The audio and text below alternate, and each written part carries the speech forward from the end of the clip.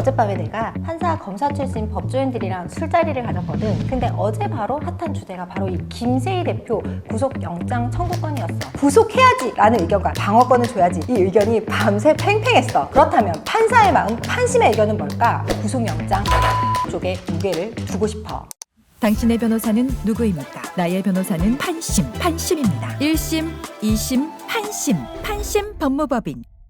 안녕 판심이들, 판사 출신 판사의 마음 문유진 변호사야. 오늘 다룰 주제는 정말 역대급으로 뜨겁지. 바로 가로세로 연구소 김세희 대표가 배우 김수현 씨의 명예를 훼손한 혐의로 구속될 것인가 말 것인가의 문제야. 사실 어젯밤에 내가 판사 검사 출신 법조인들이랑 술자리를 가졌거든. 직업병이 무섭다고 만나면 맨날 요즘 제일 핫한 사건이나 이 정치 이야기 하잖아. 근데 어제 바로 핫한 주제가 바로 이 김세희 대표 구속영장 청구건이었어. 결론부터 말할까? 술사 엎어질 뻔했어. 구속해야 된다는 판사 검사 출신 법조인과 불구속 상태로 재판해야 된다는 이 판사 검사 출신 법조인 시각이 정말 엄청나게 팽팽하게 맞붙었거든. 나는 무슨 여기가 법정인 줄 알았어. 오는 5월 26일 이 연휴가 끝나는 바로 다음 날 오전 10시 30분에 서울중앙지법에서 부동식 영장 전담 부장판사 심리로 영장 실질 심사가 열려 과연 영장 판사의 머릿속에는 어떤 생각들이 오가고 있을까? 오늘 내가 판사의 마음으로 아주 깊이 있게 그리고 신중하게 분석해줄게.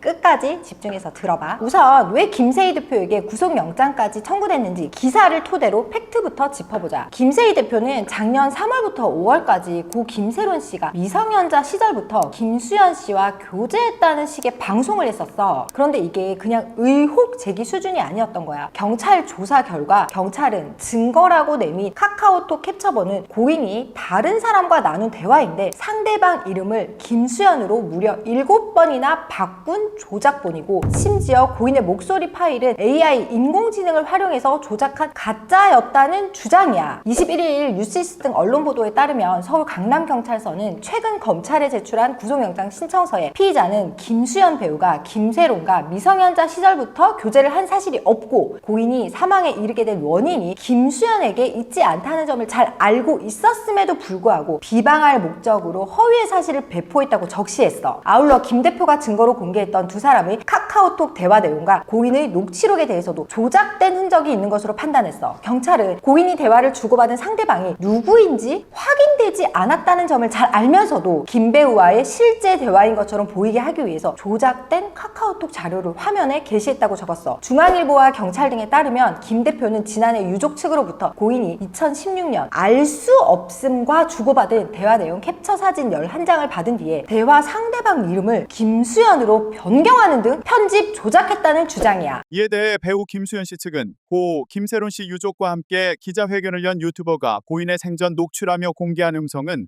인공지능을 통해 위조된 거라고 반박했습니다. 경찰은 또 지난해 5월 7일 기자회견을 통해 인공지능 AI로 조작된 고인의 목소리 파일을 재생하면서 망인이 중학교 때부터 고소인과 교제했고 중학교 2학년 겨울방학 때 처음으로 성관계를 했다는 취지의 허위사실을 말했다고도 언급했어. 이번 사안으로 김수현 측은 광고주로부터 계약 해지를 잇따라 당했으며 사회적 무리 조항 등을 이유로 다수의 손해배상 청구 소송 등에 직면하게 됐는데, 경찰에 따르면 속과 합계는 약 174억 원 상당에 이른다고 해. 경찰은 김수현 배우의 사회적 기반과 경제활동 전반을 붕괴시키고 직업적 생존 기반을 무너뜨리는 결과를 초래했다고 지적했어. 가장 충격적이었던 거는 김세론 씨 유족 측 법률 대리인이었던 부지석 변호사까지 자료 조작과 전달에 적극 관여한 공범 혐의로 피의자로 입건됐다는 기사야. 21일 더 팩트 기사에 따르면 경찰은 김세론 유족 측 법률 대리인도 입건하면서 유족 측 법률 대리인은 자료 전달 과정에 적극 관여하면서 기자회견 개최 및 언론 대응을 담당했고,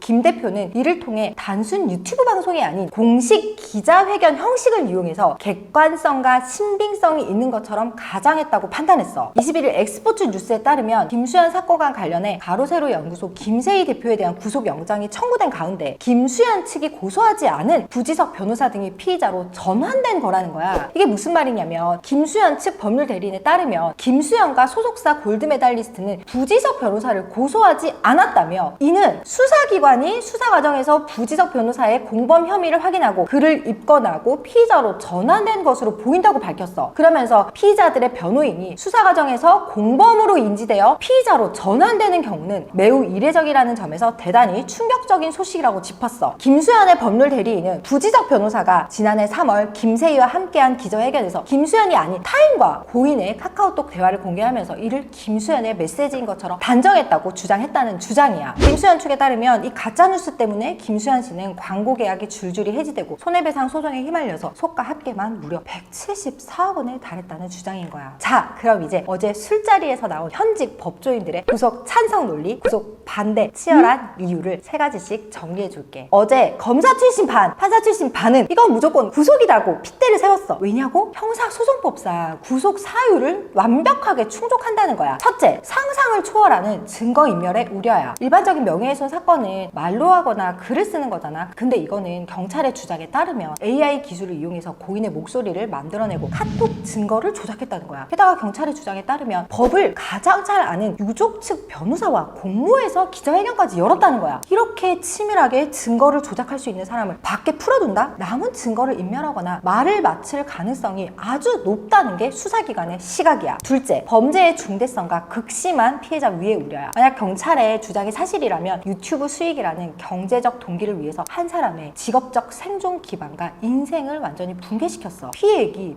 174억이야. 게다가 고인이 사망한 원인을 억울한 사람에게 뒤집어 씌웠잖아. 이거는 단순한 명예훼손을 넘어서 피해자에게 회복 불가능할 수도 있는 정신적, 사회적, 경제적 살인을 저지른 거나 다름없다는 경찰의 주장이야. 경찰의 영장 신청서에도 이 부분이 아주 강하게 적시됐다고 해. 셋째, 소름 돋는 재범의 위험성이야. 김세희 대표, 지금 이 사건만 있는 게 아니야. 기사에 따르면 버닝썬 사건 공익제보자 신상 공개 혐의로 재판 중이고 유튜버 쯔양 관련 강요, 협박, 스토킹 혐의로 기소돼서 당장 이번 달 5월 28일 첫 공판이 열릴 것으로 기사에 나와 있어. 유튜버 카라큘라가 고발한 심야 불법 집회건도 경찰이 수사 중이야. 즉 구속하지 않으면 밖에서 계속 유튜브 방송을 켜고 또 다른 타겟을 찾아서 비슷한 범죄를 반복할 위험이 너무 높다는 거야. 반면 어제 나머지 검사 출신과 판사 출신 법조인들은 아주 신중하게 반론을 펼쳤어. 아무리 욕을 먹는 사람이라고 하더라도 인신을 구속하는 것은 법의 대원칙상 최후의 수단이어야 한다는 주장이야. 첫째, 구속 기각을 주장하는 사람들은 역설적이게도 증거인멸 우려가 낮다는 거야. 이미 경찰이 수사를 쫙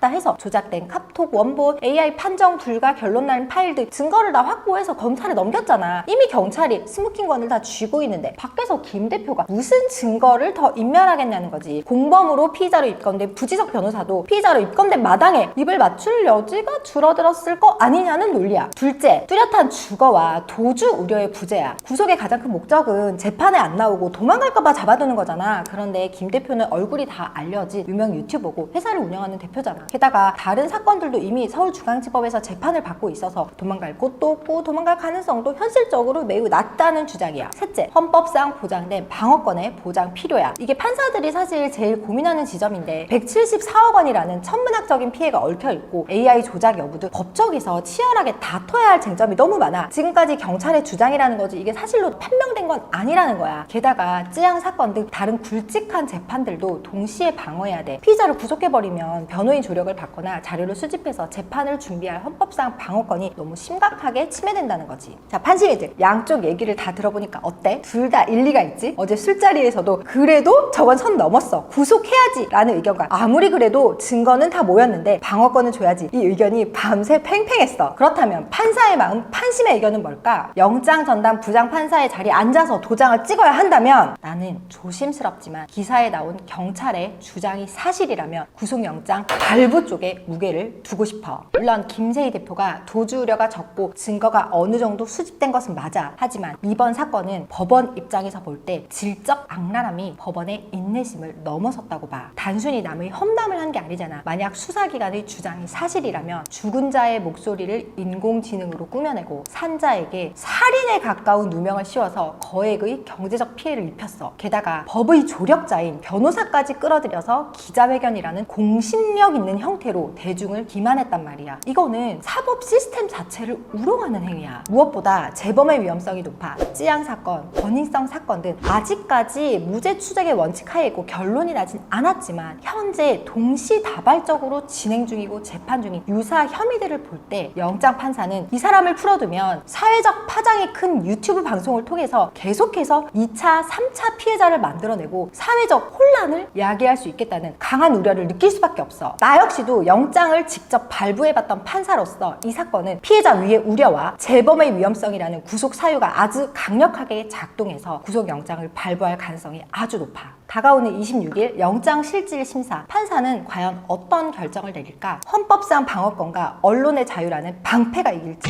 아니면 허위 조작과 인격살인이라는 검찰의 창이 이길지, 우리 판심이들도 오늘 내가 짚어준 포인트들을 생각하면서 결과를 지켜보면 뉴스가 훨씬 더 깊이 있게 보일 거야. 오늘 영상도 유익했다면 판심이들 구독, 좋아요, 알림 설정 꼭 해주고, 판심이들에게도 혹시나 무슨 일이 있다면 망설이지 말고 1심, 2심, 판심으로 우리 연휴 때도 하고 있으니까 꼭 연락해줘. 판심이들 연휴 잘 보내. 안녕.